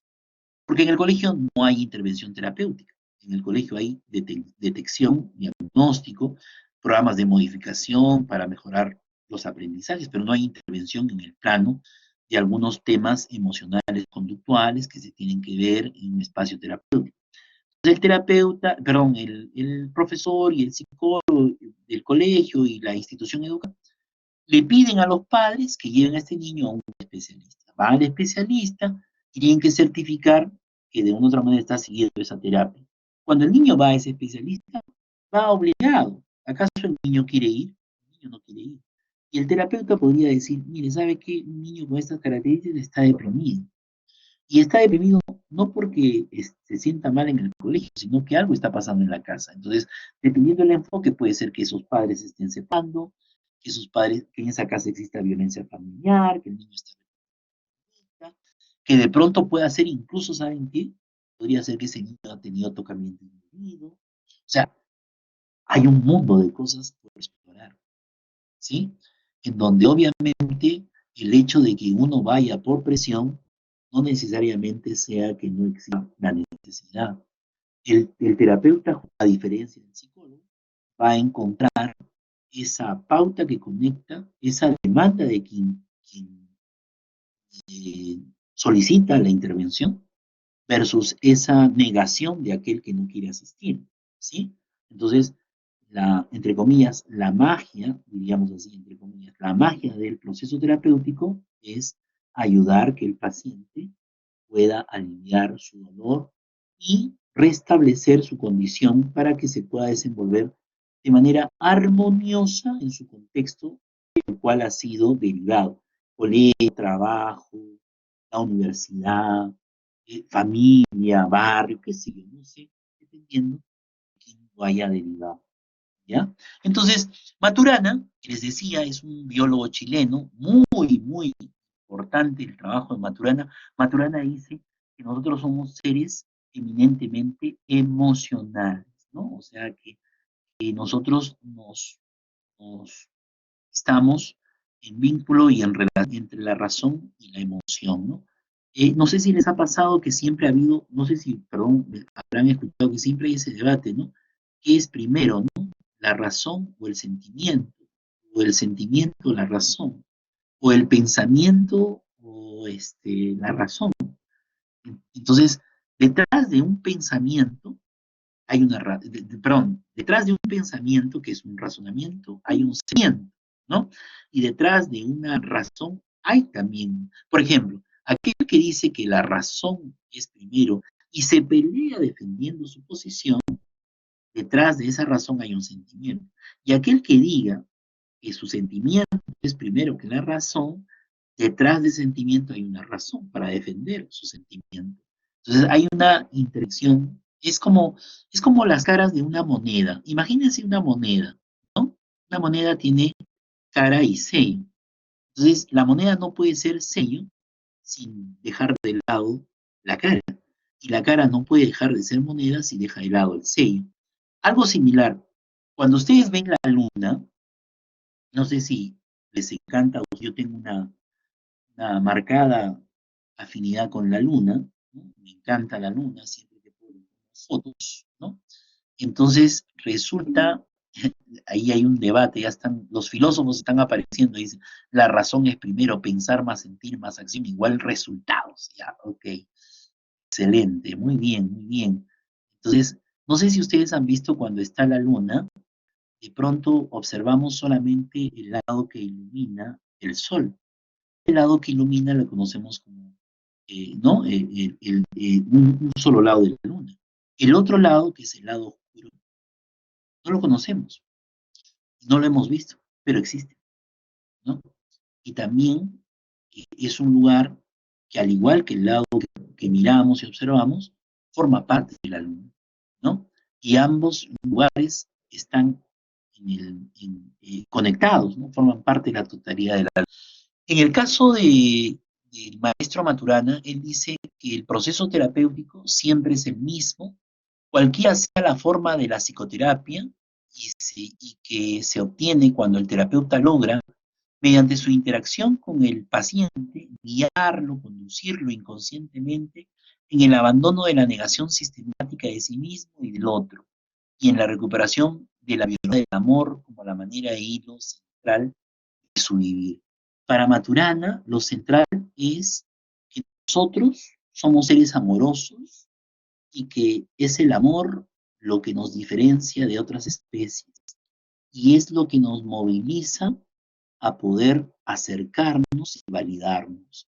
En el amor, yo debo aceptar que tu punto de vista es tan válido como el mío, y tú debes tolerar que mi punto de vista, así no lo compartas, es tan cierto como el tuyo. En esa mutua valoración, en ese mutuo respeto que tenemos ambos como seres humanos, nos reconocemos y nos validamos en la discrepancia sana y en el hecho de no intentar ofendernos o ridiculizarnos como siempre ocurre, pensando que uno tiene la razón y el otro es menos razonado. Entonces, el tema esencial aquí es, para Maturana, la esencia de lo que es la condición humana, el ser amoroso. Y miren, qué curioso, porque me dejarán mentir que casi los problemas humanos que tenemos están vinculados a nuestros afectos, por exceso o por déficit. Si alguien me dice que, profesor, yo tengo una relación, esta frase que siempre ahora utilizan mucho, tengo una relación tóxica, ¿no? O sea, si es tóxica es por exceso, ¿no? Y si es, o por déficit también podría ser, ¿no? O profesor, mire, yo me siento feliz porque tengo una buena relación. Ah, ok. Entonces, si te sientes feliz o te sientes infeliz, pues los afectos y los sentimientos están enganchados en esa condición humana. Si por A o B razón tú produces más y el otro no produce, obviamente va a haber una suerte de afección en términos de tus afectos sobre la cosa que haces, sobre el trabajo que haces. ¿Qué es lo que hace que uno produzca más? Ah, yo estoy más comprometido, soy camiseta, amo lo que hago, me gusta, perfecto. ¿Y tú? Yo no quiero estar en esta área, no me siento bien, veo mal. Entonces, hay factores emocionales que pueden jugar en ese nivel de productividad, pero las emociones juegan un papel preponderante. Obviamente, como dicen, hay un balance entre aquellas cosas que tienen que ser sentimientos y razones, ¿no? Que justamente se dan. Y por eso el proceso de la terapia pasa por algo que lo hemos puesto aquí de manera súper sencilla, que sería, ¿no? Primero existe, para que se dé el proceso de ayuda, una petición, alguien asiste a un lugar solicitando la ayuda, en ese encuentro se producen un conjunto de emociones y en ese proceso pues, se va a dar una solución, una alternativa a esa problemática. No sé si escuchan, ya están llegando los músicos por aquí, hay una banda que nos está saludando a la distancia, así que si hay algún sonido que se está filtrando, es la banda del Choclito que está pasando por la espalda de nuestra casa, con los músicos ambulantes de Yuyascani, ¿no? Entonces, sucede que ahora con la falta de trabajo y esas cosas, los más afectados pues han sido los músicos. ¿no? Eh, eh, a las calles a buscar el pan de cada día, ¿no? No sé si a ustedes les gustará la música, pero la música es lo que nos produce emociones y sensaciones, ¿no? ¿Sí? Ya, Tony me dice, Tony Frank me dice, usted siga nomás que la tarde. Muy bien, Tony. Entonces, así llegamos pues a una definición mucho más sencilla de las tantas que hemos estado comentando. Hemos querido ser bastante, este, eh, dadivosos, si cabe el término, en las definiciones, y hemos encontrado una bien sencillita, ¿no? Dice, la psicoterapia es hablarse a sí mismo, a sí misma, en presencia de otro, de otra, para sentir que uno se escucha y se comprende. ¿Sí? ¿Les ha pasado que a veces hablando con alguien, usted agarra y dice, oye, mira, ahora que te cuento, me he dado cuenta, ¿no? ¿Sí o no? ¿Les ha pasado? O sea, cuando a veces conversamos con alguien, empezamos a darnos cuenta de aquello que no nos dábamos cuenta. Entonces, el terapeuta, cuanto más escucha y cuanto más tiempo le da a usted para que usted se escuche, claro, se desahoga, ¿no? Sí, se desahoga, empieza a contar su pena, su dolor, su situación, su pesar, y definitivamente es algo muy complejo, ¿no? Entonces, y muy interesante a la vez, ¿no? Porque esta experiencia es muy rica, ¿no? Mira, ahora hay pacientes que dicen lo siguiente, ¿no? Doctor, doctora, ahora que le estoy contando, siento que me he liberado. Sentía aquí en mi pecho una suerte de daga, ¿no? Sí, menos peso. Y yo lo que no entiendo es cómo yo también varias veces me he liberado, pero no bajo de peso. Algo debe estar pasando ahí en mi biología, ¿no? Entonces, miren qué importante, qué significativo. Hay gente que les comento una cosita, si ustedes me lo permiten. Me ha pasado varias veces que he tenido pacientes que a la primera sesión van, Dios, llegan y su semblante es realmente una suerte de, así como imagínense el tráfico de la Panamericana Norte, ¿no? En su momento cumbre de hora punta, ¿no? Todo un desorden, desalineado, un desastre. Entonces viene el paciente así. Entonces viene, habla, le hacemos una intervención la más pronta posible para tratar de ayudar. Y la siguiente sesión me ha pasado, no les miento, regresa y no lo reconocemos o no la básicamente en el caso de las mujeres es así, ¿eh? Me ha pasado pacientes mujeres que han llegado a la segunda sesión y son irreconocibles. ¿Por qué? Porque empezaron a cambiar su propia mirada de sí mismas y ahora vienen pues totalmente dispuestas con otro cambio. Y eso es genial, ¿no? Porque ha tenido un impacto esa primera sesión y se ha logrado que esta persona pues empiece a mirar la vida de una manera totalmente distinta, ¿no? Y la verdad que esas son cosas, en lo particular, debo confesarles, muy reconfortantes. Y la verdad que me ha pasado más de una vez. Incluso he visto la mirada de las personas como quien diciendo, no me reconoce. Y yo les digo, ¿pero qué ha pasado? O sea, ¿cómo así? Bien, qué bien, ¿no? Qué bien se ve. La otra, y como yo soy muy sincero, debo confesarles, les digo, no, mire, la verdad que no la he reconocido. Carambas, la semana pasada vino otra persona. Se da cuenta de todo lo bien que le ha hecho que usted abra su corazón, su mente y cambie eso que tenía ahí guardado por exteriorizarlo, y la paciente generalmente corrobora, ¿no? Se da cuenta. O sea, miren qué impacto enorme tiene esto, ¿ya? Un impacto enorme. Claro, claro. Sí, o sea, dependiendo cómo usted quiera enfocarlo, es válido. Un refuerzo en términos de lo que significa lo que ahora se está evidenciando, siempre es bueno. Por ejemplo, un refuerzo en esa connotación sería concebido desde un modelo cognitivo, ¿no? O más comportamental. Una caricia desde un enfoque transaccional, ¿no? Una suerte de encuentro con su aquí y ahora desde una gestal, ¿no? una suerte de compensación de su inconsciente. ¿Ven? ¿Se dan cuenta? O sea, cada terapeuta podría hacer la lectura desde su particular modelo que defiende, difunde, desarrolla y sistematiza su trabajo, ¿no? Entonces, nuestro lenguaje está directamente relacionado a nuestro modelo teórico, ¿no? A nuestro sentir terapéutico. Y eso es importante, ¿no? Entonces, bueno, tenemos este tema de la relación de ayuda y me parece que ya esto lo puedo dejar.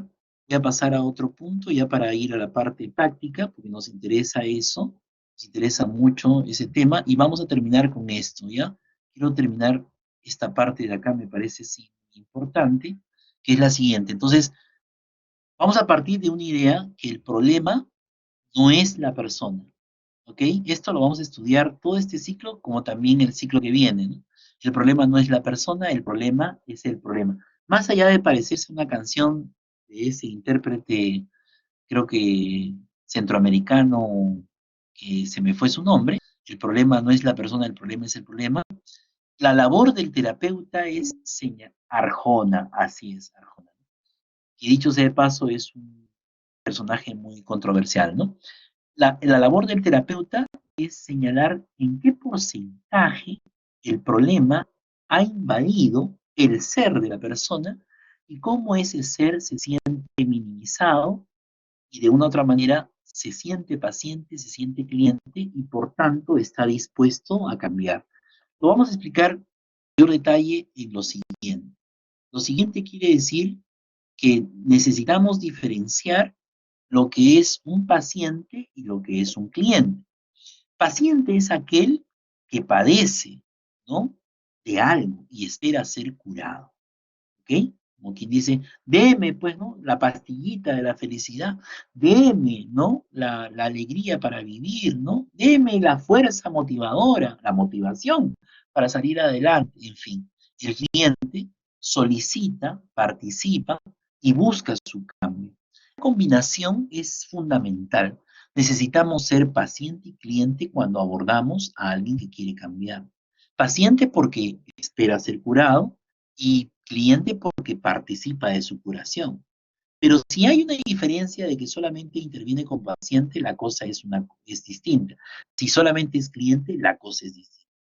Por favor, es importante que se distinga esto, ¿está claro? O sea, necesitamos que los pacientes que asisten a nuestra consulta identifiquen su condición de paciente, qué es lo que esperan curar y qué es lo que están dispuestos a cambiar. ¿Estamos? O sea, cuando el paciente asiste a la terapia, entonces él dice, cúreme por esto. Ah, ok, esto es lo que usted quiere curar, pero usted está dispuesto a participar. No, no, no, no, no, no. Yo, cúreme, cambiar esto. Ah, entonces solamente es paciente, ya no es cliente. ¿Sí? Ahorita creo que vamos a empezar a bailar la marinera, ya se ha puesto más fuerte, la cosa está que arde, la gente en la que está, ha salido, es una cosa impresionante, ¿no? En fin, el poder de la música. ¿Está claro este tema, chicos? Por favor. ¿Está claro esta distinción? Paciente, aquel que padece algo que quiere ser curado y que por lo tanto reclama, por favor, cúreme, deme qué cosa puedo tomar, ¿no? Cúrame el dolor, calma esta tragedia, quítame esta pena, ¿ok? En cambio el cliente dice, sí, yo tengo esta pena, pero yo quiero participar de ese cambio. O sea, yo siento que soy, o sea, ¿sabe qué? Me he dado cuenta que esta chica que quiero se ha ido por esto, por algo. Y yo quisiera cambiar, porque ya sé que no la voy a recuperar, pero no me gustaría que más adelante, si conociera a alguien, por el mismo motivo la pueda perder.